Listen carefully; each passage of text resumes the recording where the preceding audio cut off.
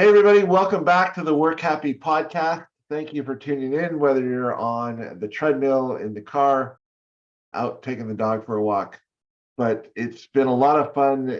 The feedback that we've gotten, just people who want to work happy, who aren't working happy, but how they do work happy. And so every week we try and bring on guests who are experts at what they do. And this week is no different. My guest is Paula Felps. And she is a versatile and energetic award-winning freelance writer, editor, and author, and podcast host. She is the science editor for Live Happy magazine, and she covers topics related to positive psychology and is the host of the weekly Live Happy Now podcast, where she talks about mindset, gratitude, happiness, and positive psychology. Welcome to the show, Paula. How are you? Good to see you again. I'm fantastic. So good to see you again, Greg. It is always a pleasure to talk with you. Yeah. No, it's great. I think we connected through LinkedIn, or maybe I was just following your Live Happy Now podcast, but you're a bit ahead of me on episodes. I think 437 was the last I saw. Yeah, we're somewhere in the low 400s. We're working our way to 500. No big deal. How did you become the host of that podcast? I know obviously we're friends and you're very bubbly and outgoing and you work and you live happy. How did that come about? This was a fantastic happenstance. I was, as you mentioned, science editor for Live Happy magazine. Live Happy, the initiative began with a print magazine, and I was fortunate enough to be brought on in the second issue. And it started as a freelance assignment, and boom, somehow I became the science editor. And so I was rocking along, loving life, writing about happiness. And I gave a presentation at the International Positive Psychology Association's World Congress. And it was called When Happiness Has a Bad Day. And meanwhile, Live Happy had started a podcast and they were like, wow, that was great. Will you come on and be a guest? And so I went on, I talked about my talk. And afterwards, Deborah Hayes, who is the CEO, is, you didn't suck at that. So they would, once in a while, they'd bring me back as a guest. And then sometimes the host that they had wasn't able to do it. So they'd have me start doing interviews. And as a journalist, that's what I've done my entire life, is ask people questions. And so it worked. It just somehow it kept evolving for me. And now here I am. We've got Live Happy Now. And late last year, we launched On a Positive Note, which is a music themed podcast. And it just continues to evolve. I feel so fortunate to the way that it keeps unfolding. Yeah, no, I think that's great. And listening to your podcast, I not only learned from the guests that you have on there, but I learned how to ask questions. And I've just found doing this more and more, the more inquisitive you are, you can ask a question and somebody can just go on and drop all these gems on you. And it's so amazing.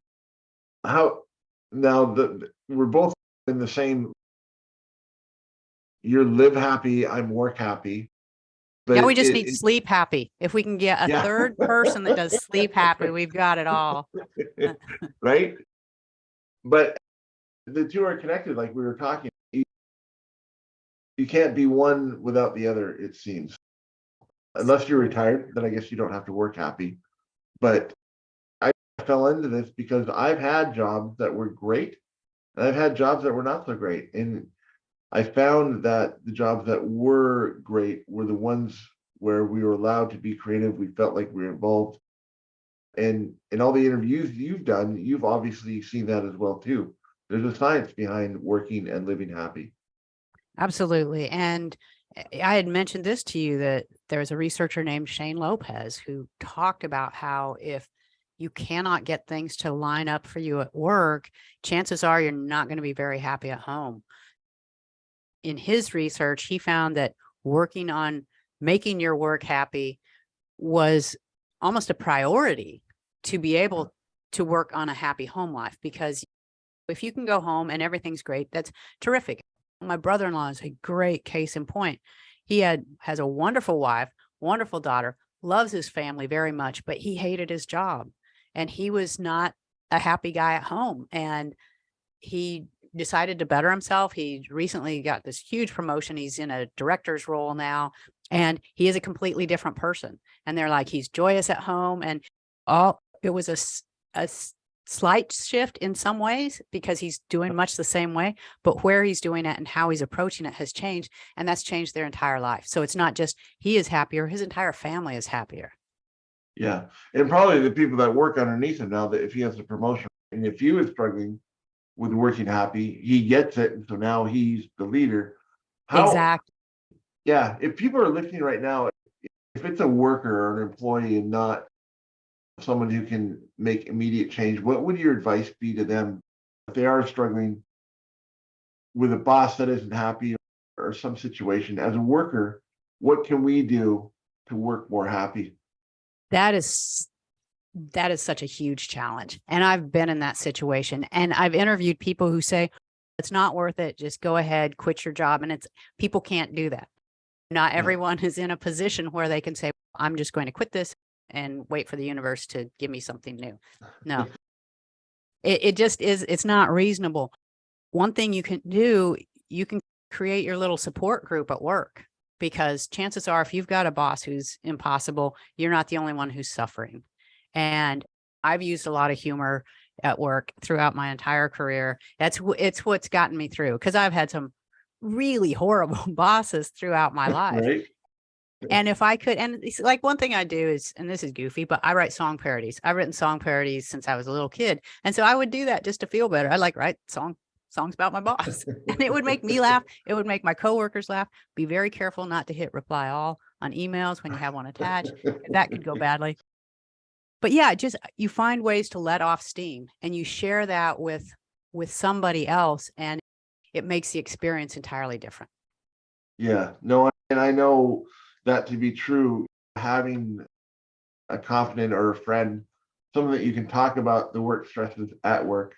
I know that's one of the bases for working happy is having a friend at work that you can talk to and share those experiences. Because if the culture isn't right, then you need that person to talk to.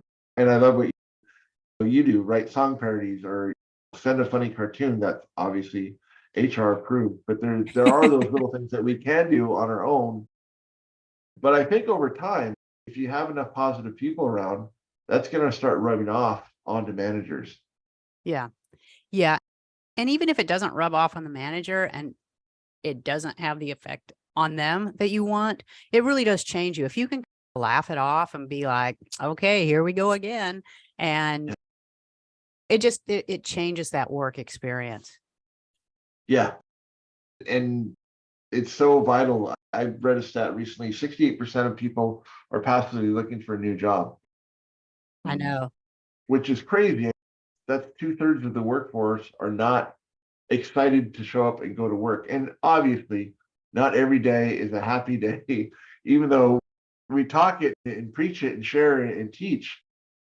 We all have our days too, but that many people not enjoying their jobs. And so it's my goal is to help organizations create that culture, right? Because when people do feel appreciated, they do feel like their voice is heard, you can save a lot of money. You can save sick time, you can save Absolutely. days off. And recently I read a study out of it was Harvard Business Review. During COVID, they did the study and they found out that people would rather feel like their voice is heard, that they matter, that they're appreciated than getting a $10,000 raise. Isn't that amazing? Because Which is that's just how important crazy. our happiness is. Yeah. Yeah. And Yeah. It's a lot of money. I was talking to a client a couple of weeks ago, and they were saying coming out of COVID, and they were just really struggling to get along and to be happy. And they gave out bonuses up over $30,000, and they didn't see any difference in happiness or really, the positivity at work. People obviously needed the money, but that wasn't the cure. The cure is treating people like they want to be treated. because I've walked away from great paying gigs. So right now, I'll just to make it make sense, I've been independent for 25 years. and I Yeah. work with companies.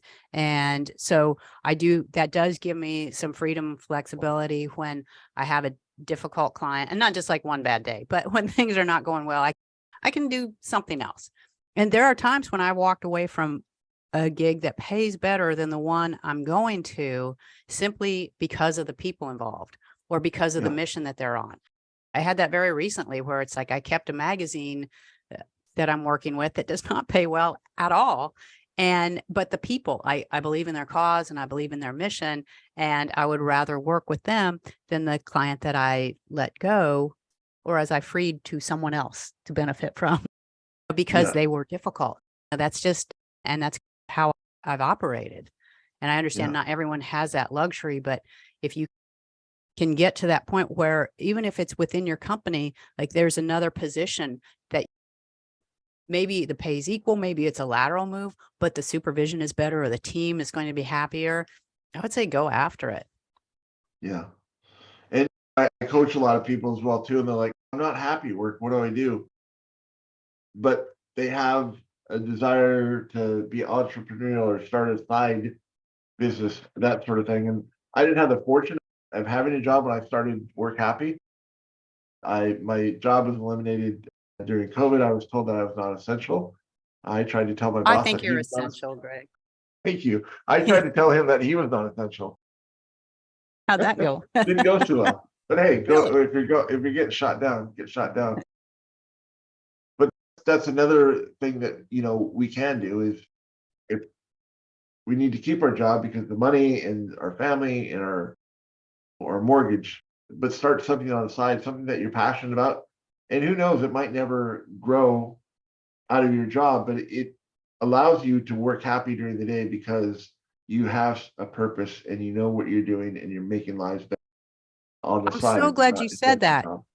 because I just spent the weekend at the Rock and Roll Fantasy Camp. Okay. And yeah, incredible experience, and met all these people from young teenagers to the oldest person was 69, Yeah. and they are doing it for different reasons. But I met this one woman who's a realtor, and she doesn't particularly care for being a realtor, but on the weekends she gets to go out and play in a band. And she was there to get better. Like, she just has all these goals. She's in her 50s.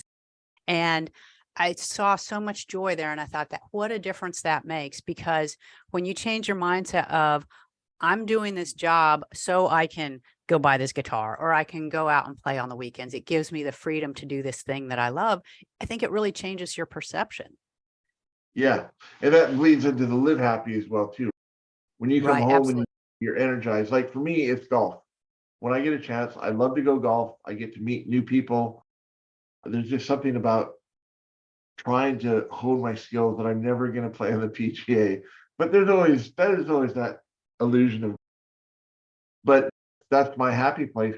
And fortunately for me, with my work, I run my own schedule. So if I am having a bad day, I can do that. I can go play around a golf, or I'll meditate, it just to refocus. But that mindset is so critical. What do you do, Paula, if you're having a day, it goes sideways, you get off the phone, you're like, that didn't go well. You restart your day, do you take a nap, a glass of wine? What works I for go you? drinking. No, I just say, screw it. Day's over. One thing, during the pandemic, we moved from downtown Nashville out to this 6 acres on the lake, which is, Okay. let me tell you, it's a bit of a culture change. Yeah. And I've got a couple dogs. I'm a huge animal lovers, and that is a great way to reset. We go out on the property, take the dogs out, and if it's warm, we've got a swimming pool, jump in the pool. In fact, during summer, that is something we make a point of, taking a break around 3 or 3:30, just take a 30-minute pool break, because that Yeah. energizes you, it resets you, and makes you feel like, okay, I haven't been at this computer all day. So that's one thing I do. Another thing I do, and I know you're a big fan of this, I use comedy. I'll listen to some Yeah. comedy, even if it's just like a short TikTok or a reel, just to make me laugh and reset that all. And then I also use music. I've got a playlist for the morning to get me started, get me in the right frame of mind. I've got one that I listen to while I'm making lunch and eating lunch. And it just Yeah. is, music is a really, really good tool for redirecting your thoughts. Yeah. No, Those are and I love that. And what you say about breaks. And that reminds me, I was listening to, I'm a big fan of the Jay Shetty podcast On Purpose. yeah, And he was saying every half an hour, take 5 minutes away. And he said the three W's are walk, water, and watch. So he says every half an hour, take 5 minutes, walk around the house, walk around the block, grab some water so we're rehydrated, and look out the window. And you have the fortune, if you're living on a lake, you can go stand on the right. patio and have a coffee or whatnot. But it refreshes us because here we are in the modern day, we're staring at a computer screen, most of us during the day. And if we don't get up and stretch and get that water, it can really sap our energy. Absolutely. And nature, it really is a huge part of it. I've written so much about biophilia and how nature really affects us. And it's not just breathing the fresh air and feeling the ground under us. Even having a picture of nature in your cubicle can increase your health benefits. If you even look at pictures of nature, that will relax your nervous system. So Yeah. even if you're stuck in a situation where you can't get up and take a break every 30 minutes, if you can do something visual like that. And another thing is having pictures from a great vacation, something like you really enjoyed, or even a vacation you're looking forward to, that Yeah. resets your brain as well. Being able to see this happy time and you're either savoring a memory or anticipatory savoring of what's to come. Yeah. And that's what I love. During the pandemic, I started meditating. I always thought it was like, oh, hippy dippy and yeah, but the more that I understand it, the more I learn about it. It's just time to be silent and desensitize because we're bombarded with over 35,000 thoughts every day. Or we have a smartphone, we have a computer, we have a tablet, we have all this stuff. And when I wake up in the morning, even though I've just rested and sit there for 10 or 15 minutes and just meditate, it really calms my day. And people can tell, my wife and child can tell the days I haven't meditated. I'm more stressed, I'm more amped up. Yeah. And sometimes I need to refocus in the afternoon. If it's been a long day or something's gone sideways, I'll sit down and take 5-10 minutes and refocus again. That's huge. And I do use journaling in the morning. And again, my partner can tell it. I always know when I'm getting off track because Cindy will say, "When's the last time you journaled?" And her voice goes up a little half octave. And that it centers me because it lets you get everything out of your head. And just there's something so calming about it. And each person has their own thing that works for them. For me, it's connecting with that page with an actual pen, not a keyboard. And it takes me down and calms me out. Yeah. Do you have a set time that you journal? Is it every morning for 15 minutes or just when it comes That's to your time? exactly at 7 o'clock for 15 Okay. minutes. I'm not a morning person. I will say that. I like that. If you can get me to bed by midnight, doing good. So mornings are rough for me anyway, but yeah, 7 o'clock, get up, journal for 15 minutes, do a little bit of light yoga, and then get the dogs up and let the chaos begin. Yeah. So you find that you have more energy in the afternoon or evening? Yeah, definitely. Okay. Definitely. Yeah, that's my wife as well. I'm a morning person. I got it from my dad, unfortunately, but it's 5 o'clock. I'm up, I'm meditating, I do my breathing, I read, and then that's where I do most of my creative between 5 and 9. But I find myself waning 3:30 or 4. So that's when I try and save to where I'm editing videos or returning emails, stuff that I don't have to be on and creative and whatnot. So I think And also too, what I've learned over the last few years is find your zone of genius, what works best for you, because on that, it sounds like we're opposite, right. which is great, And I'm so glad right? that you brought that up about the way you stack your tasks, because that makes such a huge difference in how you feel about your day as well. I used to have a client that was a time management expert, and Yeah. he would teach all his clients, like, you need to bite the lemon. And what he meant by that is you go into your office, you bite the lemon, get the worst task out of the way first thing in the morning. And that's what worked for him. For me, Yeah. no, that makes me want to not start work. And so I will stack my tasks. Like, I make sure the first thing that I do is something that I look forward to, and that gets me started. And then I will schedule the unpleasant thing somewhere in the middle of the day. And then I end with things that I enjoy, because I'm working off that peak end theory, which is that however you end something is what memory you're going to carry over. So Yeah. if I go into my evening and I've just completed a task that really was not pleasant for me, that's what's in my head. If I was like, man, that was a great podcast, I loved editing that, that went so well, I have a completely different take on my night, and that affects how I sleep. It affects how I get up the next day. So that's structuring that day is, to me, very important. Yeah, no, for sure. And speaking of podcasts and having great conversations, that's what I really love about it. And the feedback that I hear from people about the podcast, because it is positive and there's not a lot of positivity out there. So Oh, there's you and I are lucky to do what we get to do. What was one of your favorite podcasts over the years that it really stood out? Like you're like, oh my word, I learned so much, and this person is oh my absolutely gosh. One that really hit me where I live was Sherry Salata, and she was Oprah's right-hand woman. She Okay. was her assistant. She all throughout the building of the Oprah show and as it took off, and she left that role because she was burned out. She was tired. And when I spoke with her, she talked about I was sitting at the knees of the masters, Deepak Chopra, like all these Yeah. people that I should have been able to learn from. And she said, and I would take that in, and then I'm just on to the next one because it was a rush. And so I realized that in many ways I was doing that because it was just like, I got to get this issue of the magazine out. I got to get this podcast recorded, and then it's on to the next guest. That really struck me, and it changed the way that I approach it.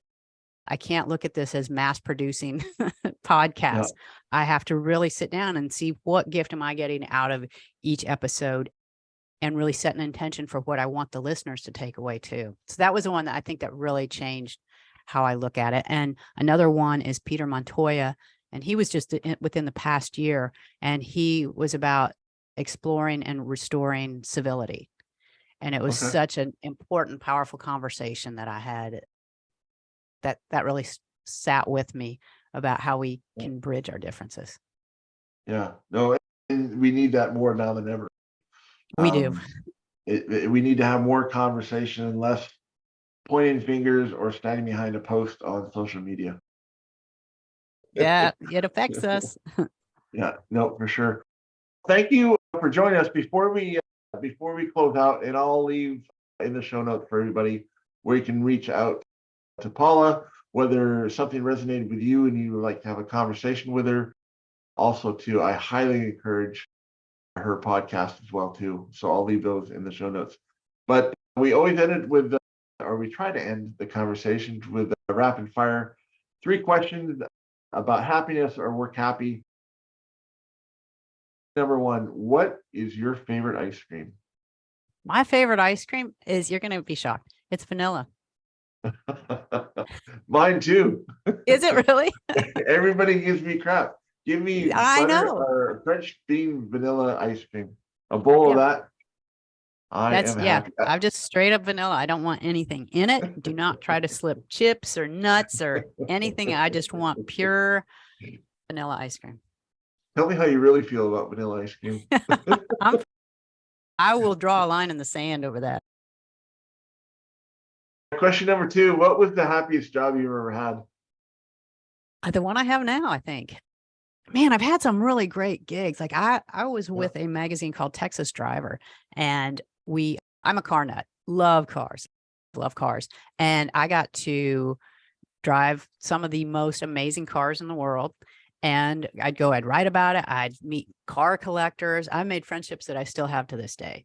And then as a bonus, if that wasn't enough, I got to travel around the world because I also did travel pieces for them and destinations.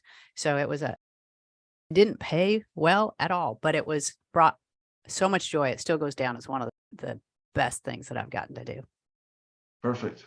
And finally, you've talked in this podcast about music and how it plays a role in keeping you happy. Who is your favorite band or singer? Oh my gosh. So there's, okay. I know it's a tough one. I got to go with my top 3, and that's going to be Pink, Brandy Carlisle, and Ashley McBryde. Nice. And that could I haven't heard the change. last one. Ashley McBryde. She's on the rise. It's so great to see her because she's just got inducted into the Grand Ole Opry, which is huge for country music. She's a fantastic and funny songwriter, and just excellent at her craft. And the first time I saw her was probably 5 years ago, and there were about 6 of us gathered around a stage watching her. And now I'm watching her on the Grammys and things like that. It's just, I love watching someone's career take off like that and seeing her develop musically. It's just such a joy for me. Awesome. Great. Thanks again, Paula, for jumping on Thank you. the WorkHappy podcast. I appreciate you, your positivity, and looking forward to collaborating in the future. And to our listeners, thanks again so much, because if it wasn't for you, I wouldn't get to do what I love to do. So please keep on listening. If you enjoyed this podcast, please share it with your friends and tune in again next week. Thanks, everyone, and have a great day.